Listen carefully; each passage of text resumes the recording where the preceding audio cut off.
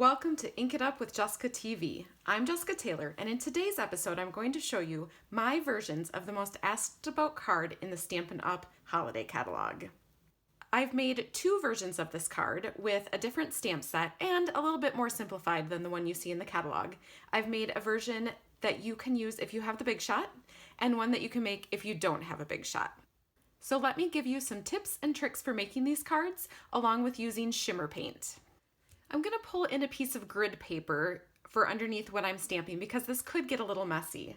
I'm going to start with a piece of crumb cake cardstock. This is just 5.5 by 8.5 inches folded in half. And I'm going to stamp on that with the filigree image from the Flourish Filigree stamp set and the Mary Merlot ink. So let's just go ahead and ink that up really well. And then I'm going to just take this little filigree part that sticks out and stamp that right up in the corner. This is just going to peek out behind my main piece of Mary Merlot cardstock. So I'm going to ink it up again and stamp it in the opposite corner. Both versions of the card have this same base. Well, I have my ink pad out. I'm going to go ahead and stamp my greeting on very vanilla cardstock. And this says, Happy Christmas Wishes, again in Mary Merlot ink. Once I have that stamped, and I'm using the same one for both versions of the card, I'm going to punch it out with the Pretty Label punch. So if you turn your punch upside down, you can center your stamped image right in the punch and cut it out. While I have my punch out, I'm going to go ahead and punch a piece of shaded spruce cardstock as well. So these are pieces you'll use for both versions of the card. Now let's go ahead and look at the backgrounds. These are my favorite part of this card. For the Big Shot version, I'm going to use the tin tile embossing folder, and I'm just going to put a piece of 4" by 5¼ inch Mary Merlot cardstock in there, and I'm going to line it up with the line here so that my cardstock is straight, and then kind of center it so that my tin tile is even across my cardstock.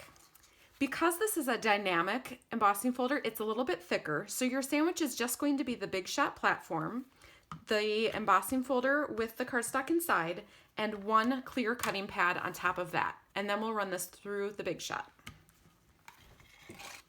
Look how gorgeous that is just on its own. Now we're going to make the details stand out even more by using some copper shimmer paint. I'm just going to take my copper shimmer paint and give it a good shake. And then when I open it, there's going to be some shimmer paint in the lid.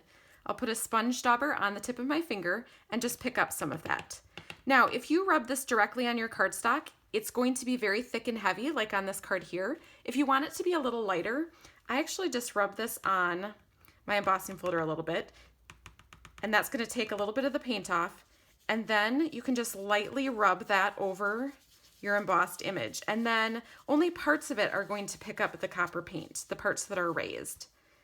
And then you can pick up a little more shimmer paint as you need it, but how pretty is that? And the shimmer paint does dry fairly quickly.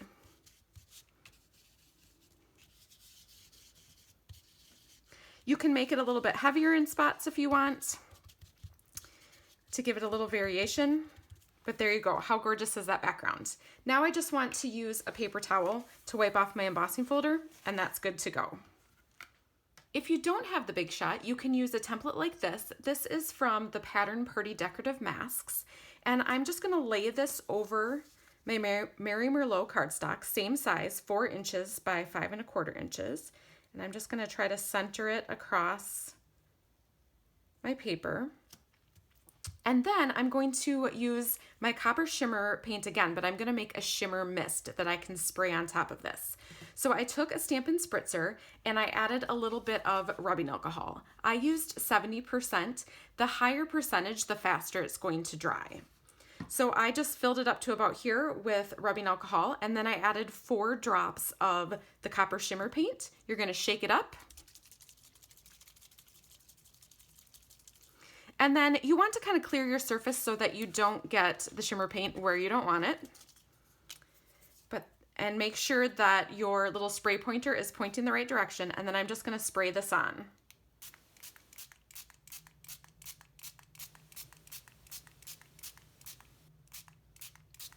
The more you spray, the darker it will get. And because I have no patience, I actually took a paper towel and just kind of dabbed it off a little bit because I don't want to pull off the template and then have the liquid drip onto my card, because then it's going to get copper paint where I don't want it. So there is my background, and I'm just going to let that dry for a second. You can just wipe off your template or even run it under water to clean it off. And you're ready. The next detail on my cards that I'm going to do is this little strip here. And for the Big Shot version, I did emboss it with the corrugated embossing folder. Again, this is a 3D dynamic, so you're just going to need the Big Shot platform and one clear cutting pad. Now, if you emboss this without spraying it with water, here's what happened. I tried to emboss some copper foil paper and it just broke it into little pieces. So I decided to go with some crumb cake, and I just have another Stampin' spritzer that I have water in. And you just want to dampen this. That way, when I put this into my folder and run it through my Big Shot, it's going to corrugate it and it's not going to crack it. So go ahead and just line that up in your embossing folder. Again, Big Shot platform, embossing folder, and then clear cutting pad, and run this through your Big Shot. And it comes out looking just kind of crinkled and adds just some fun texture. So for my non-Big Shot version, I'm just going to keep my cardstock flat, and we're going to paint both of these with the copper shimmer paint. Again, just shake it up. And then I'll use my sponge dauber in the cap. And for this, I want a lot of shimmer paint because I really want this to be colored all the way. And I found that it works best to dab it up and down instead of wiping it across, because that just kind of wipes the paint across and doesn't add a lot of color like this.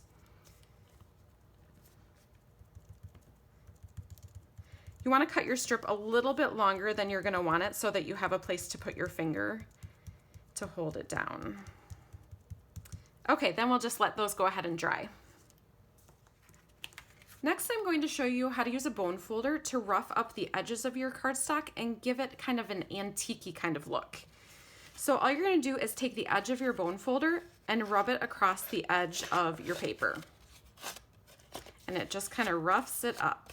At the corners, I'm going to use the edge of my bone folder to curve the corners both ways until the cardstock starts to separate. Now, I do not know if this will work with every kind of cardstock, but it does work with Stampin' Up! Cardstock. And so it'll start to peel apart, and then you can just kind of peel the corner up a little bit to give it that different look. If you wanted to sponge a little more copper paint on the edges, you certainly could do that. But this is how you're going to rough up the edges of your paper, whether you embossed it or you just sprayed it with shimmer paint. I'm going to do something similar with this shaded spruce label that I punched out, and I'm just going to run the bone folder all along the punch out piece. I'm going to turn it over and do it both ways, and I'm going to totally peel this apart so that it's going to give a little texture to my cardstock piece. So the more you do that, you'll see one end starts to peel apart. You want to just gently peel it, and look at the nice texture that that gives. I'm going to pull my grid paper in again for a second because I want to add some more shimmer paint to this textured piece. And I don't want to add a lot, so I'm not going to shake it to get a lot in the lid. I'm just going to add a little bit. And just some of the texture is going to pick up the copper paint, not all of it, so it's not going to color your cardstock as heavily as that. But I just want to add a little bit of color to that. Now let's go ahead and assemble our card. So I have my card base that I stamped on. I have my textured piece that I'm going to go ahead and flip over. And normally I put the adhesive all the way to the edges, but this one I'm going to put it inside a little bit because while I normally do not want my card to be peeling up at the edges, on this one I do. So I'm going to put more of the tape in the middle. And then instead of taping it on straight like this, I'm going to give it just a little bit of a tilt. So that's going to show off a little bit more of the filigree that I stamped behind it. If you press down over where you put your adhesive on, especially with the snail adhesive, it's going to stay stuck better. So there's the base of my card.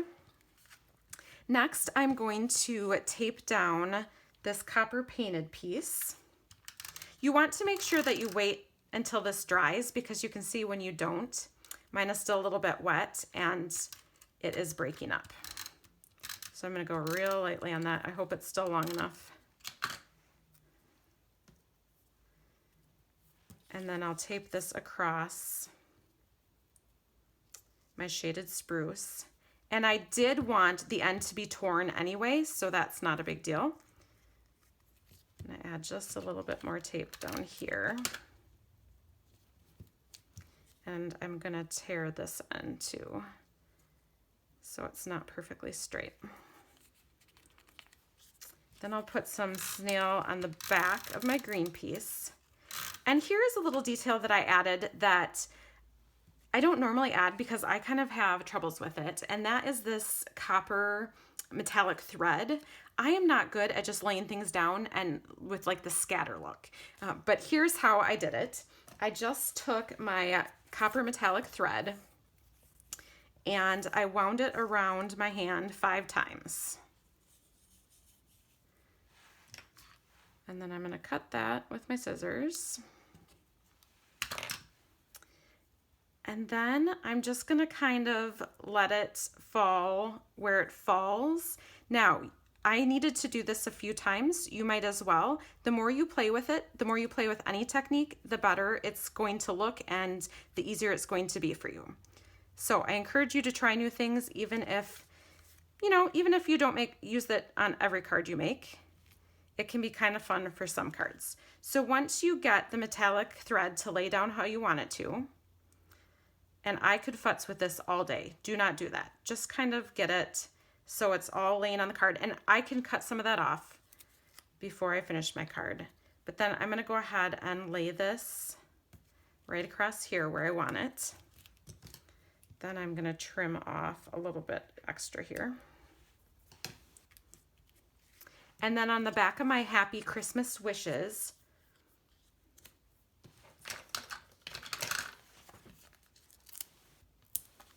I'm going to use some Stampin' Dimensionals.